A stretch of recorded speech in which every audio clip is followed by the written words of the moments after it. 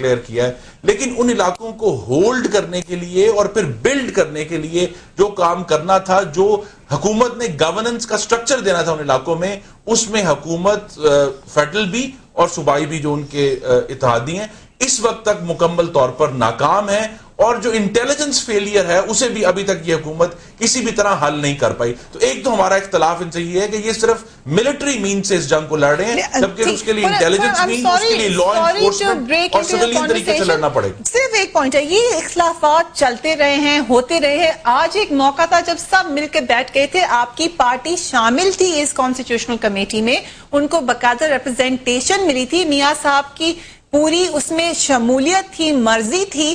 تو آج وہ ثابت کیا کرنا چاہ رہے تھے نہ آ کے، یہ میں جاننا چاہ رہی ہوں. آج تو پھر ایک دن تھا جس دن وہ وعدہ پورا ہونے جا رہا تھا. تو اب اگر ملک کی خاطر ایک کانسٹیٹیوشن ریسٹور ہوا تو یہ آپ اختلاف تو دکھاتے رہتے ہیں، پھر دکھا سکتے ہیں. آج کیا وجہ تھی خاص یہ پوائنٹ سکور کرنے کی؟ وہ دن جو دن ہے جس پہ پاکستانی قوم انشاءاللہ خوشی منائے گی، اور جب زیادہ دور نہیں ہے، جس دن یہ آئینی ترمیم پوری طور پر پارلیمنٹ کے دونوں ایوانوں سے پاس ہوگی، اس دن ہمارے قائدین ایوان میں موجود ہوں گے.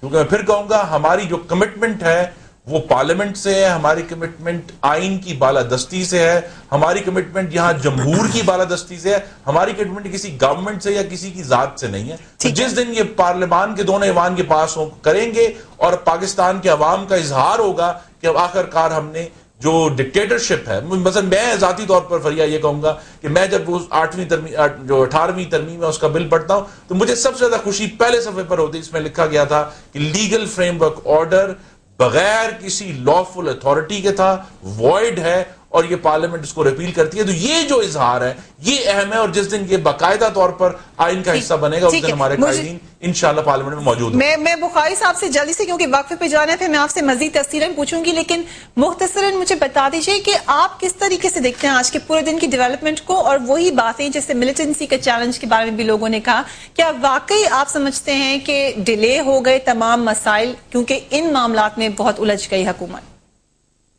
جی، میرے خیال سے جہاں تک تاخیر کا تعلق ہے، میں تو یہ کہوں گا کہ کرمنل تاخیر ہوئی کچھ چیزوں میں. جو ججز کی بحالی تھی اس کو 2 سال تک لٹکایا گیا، جو کہ ابتدائی میں کی جا سکتی تھی. پھر زرداری صاحب نے لاہور کے گورنر ہاؤس میں بڑا نعرہ لگایا تھا کہ وہ 58(2)B واپس پارلیمنٹ کو کرنے کا تحفہ دیں گے جس دن پیپلز پارٹی کا جیالہ ایوان صدر میں بیٹھے گا. ان سب چیزوں پر بہت ہی زیادہ اننیسیسری ڈیلے کیا گیا، جس نے چیزوں کو مزید الجھا دیا. جہاں تک نواز شریف صاحب کے اور شہباز شریف صاحب کے نہ آنے کا تعلق ہے، میرے خیال سے یہ ان کی دوسری فولی ہے، دوسری غلطی ہے. ایک غلطی انہوں نے کی کہ 17th امینڈمنٹ کے خاتمے کے حوالے سے 18ویں ترمیم جب تکمیل کے مراحل میں تھی تو انہوں نے ایک سمر سالٹ لیا اور ایک ججز کا ایشو کھڑا کر دیا اور ایک پختونخوا کے نام کا ایشو کھڑا کر دیا. میرے خیال سے national leaders have to be above petty differences. ایک بات تو یہ. دوسری بات یہ کہ جو 18ویں ترمیم کا اتنا شور و غوغا ہے اور اتنا زیادہ کریڈٹ لیا ہے آج زرداری صاحب نے، اس کے 2 بڑے اہم مراحل ابھی باقی ہیں. ٹھیک ہے، اس نے پاس ہونا ہے، اور اس کے بعد جب بات ڈیلیوریبلز پر آئے گی، that is where I see the problem. آپ دیکھیے، میں آپ کو ایک چھوٹی سی مثال دیتا چلوں. بلوچستان میں صوبائی مختاری تو خود مختاری تو آپ نے دے دی، لیکن وہاں جو انسرجنسی چل رہی ہے اس کے حوالے سے اسٹیبلشمنٹ اور پاور دیٹ بی کا کانسیپٹ یہ ہے، اور ان کی فیلنگ یہ ہے کہ یہ سیپریٹسٹ ہیں، یہ بلوچستان کو پاکستان سے الگ کرنا چاہتے ہیں، اور اس کو بھی چیلنج کر پائے گا. بخاری صاحب، ناصر سے مجھے ایک وقفے کی طرف جانا ہے، میں آپ کے پاس واپس آؤں گی.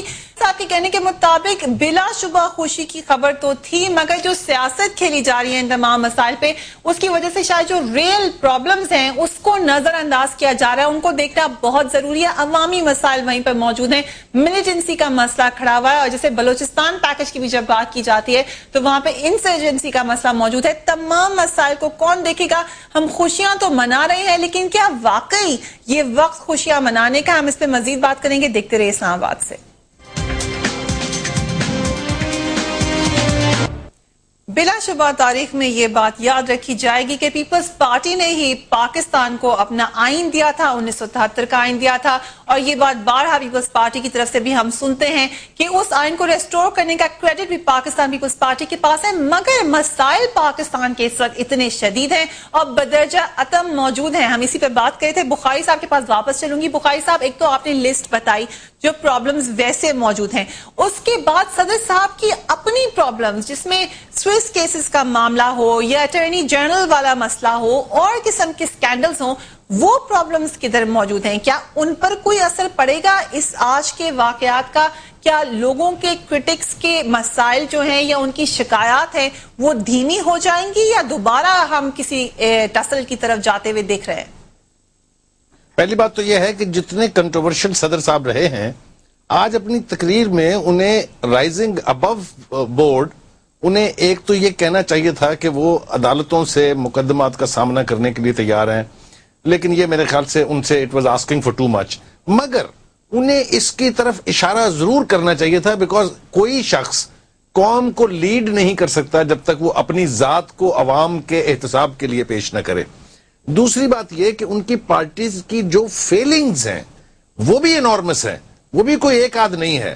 آپ دیکھیے جن مسائل کا سامنا 2002 میں جب انہوں نے حکومت فارم کی، 2008 میں اس وقت تھا، وہ تمام تر مسائل اپنی بدترین شکل میں آج موجود ہیں۔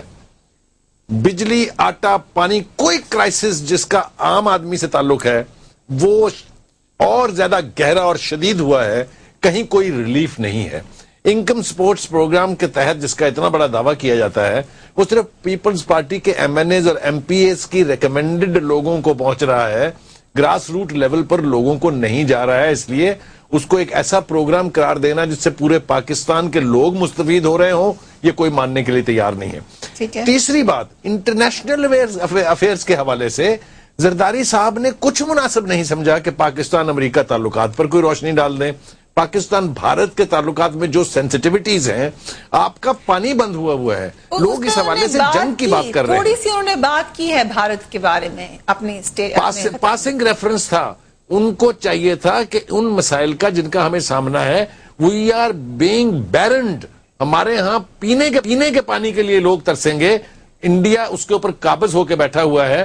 مجھے یہ سمجھ نہیں آتی کہ اس خطاب میں انہوں نے کیوں اس کا تذکرہ تفصیل سے نہیں کیا۔ ٹھیک ہے، یہ بات ہم آپ کے پاس دوبارہ آتی ہوں۔ خرم صاحب، آپ نے بات سنی ہے، میرے خیال سے اکثر باتوں سے آپ ایگری کریں گے، مگر پھر جب گورننس کی بات ہوتی ہے تو گورننس کی بات پنجاب پہ بھی آ جاتی ہے، وہاں پہ بھی کہا جاتا ہے لوگوں کو مسائل اسی طرح سے ان کا سامنا ہے جس طریقے کے باقی لوگوں کو مسائل کا سامنا ہے۔ آپ کیا سمجھتے ہیں، چاہے صدر صاحب ہو، چاہے پیپلز پارٹی ہو، چاہے پاکستان مسلم لیگ نون ہو، اس تمام معاملے میں سب نے اپنی سیاست پہ زور دیا، تھرڈ ٹائم پرائم منسٹر کی شک پہ زور دیا، 18ویں ترمیم پہ زور دیا، مگر لوگوں کے مسائل پہ شاید اثر نہیں دیا یا نظر نہیں ڈالی؟ مختلف سیٹس ہیں جو رسپانسبلٹیز کے۔ صوبائی حکومت کے پاس تعلیم ہے، صحت ہے، لا اینڈ آرڈر ہیں، اور یہ جو تین میجر ایشوز جو صوبائی رسپانسبلٹی ہے اس میں لا اینڈ آرڈر میں پنجاب میں ہینس کرائمز میں ایک واضح کمی ہوئی ہے، سٹریٹ کرائم میں ابھی کمی نہیں ہوئی لیکن اس پہ ہم کام کر رہے ہیں۔